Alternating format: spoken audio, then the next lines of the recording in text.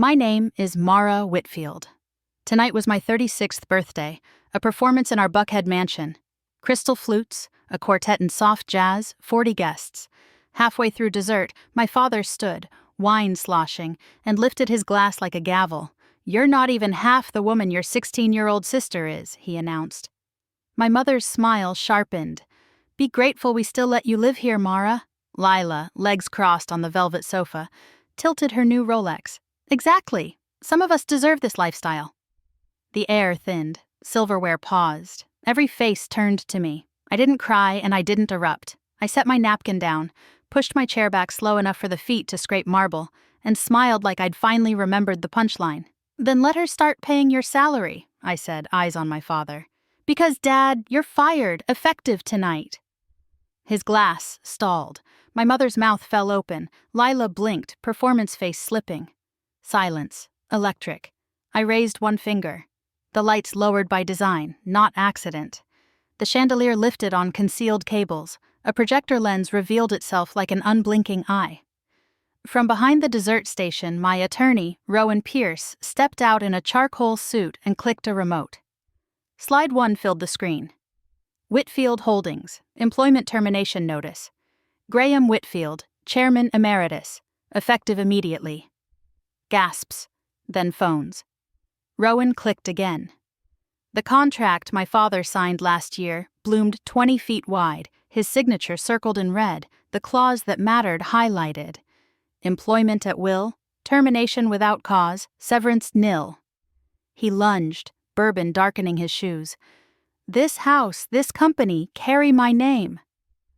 For the first time all night, I felt light. "They won't for long," I said. And that is where the true story begins. I was 18 when he showed me what my surname meant. He slid the scholarship I'd earned from Emory across his desk and said, eyes on his laptop, "We'll save it for the next child." I walked out, signed loans until my wrist cramped, and 4 years later graduated top of real estate finance. I brought home a plan. "Co-sign?" My mother laughed. My father smiled at the storm he expected to pass. "Legacy business," he said. "Daughters don't run legacies." So I took the train to Atlanta with 2 suitcases in debt. I rented a midtown closet, answered my own phone, and cold called until my throat burned. Before 24, I flipped a strip center and paid my first assistant in cash. I never asked them for a cent again. A decade in, Whitfield Holdings managed more than 200 properties. On paper, I was CEO. In practice, every major decision needed his signature, and he loved reminding rooms the name was his. I smiled, signed where it did no harm, and built scaffolding he couldn't see, holding companies that caught each new asset like nets. 14 months ago, I brought him Macallan and a folder. "Chairman Emeritus," I said. "Salary, medical, the corner office, the view." He scrawled his name without reading the spine and toasted my generosity. I felt nothing. Near midnight, my phone buzzed. Rowan's voice was level. "Your father wants an irrevocable trust for Lila, all holdings. You're omitted." Cold clarity arrived. "Tell him yes," I said. "Bill him hourly, and mirror it for me."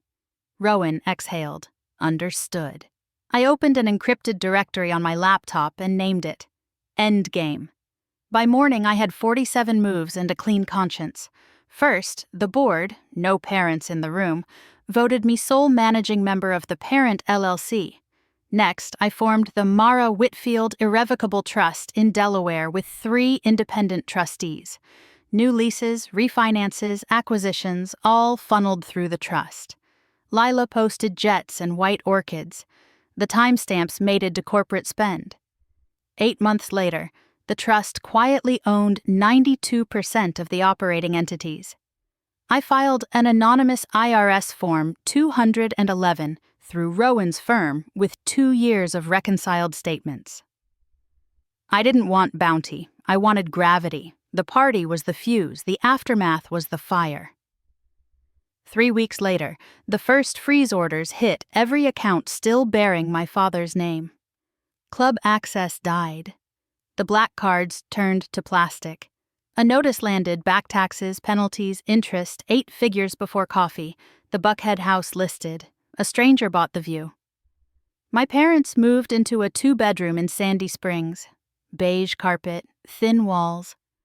Lila transferred to public school and stopped posting the day the clip of my announcement passed 10 million views. Apologies trickled in. Texts, a letter without a signature. I shredded what arrived and kept what mattered. Control, payroll, the future. We rebranded Whitfield Holdings to Whitfield City Partners. Same cruise, same skyline, new nameplate on the boardroom door. Profits climbed. Investors learned to route questions through Rowan. Mrs. Alvarez, our housekeeper who'd watched me build while others watched golf, joined the foundation board. Tonight, barefoot on my terrace, I lift a glass to the city that tried to rename me and failed. Family, I've learned, is chosen. The skyline answers back, bright and mine. The rest is biography I don't owe.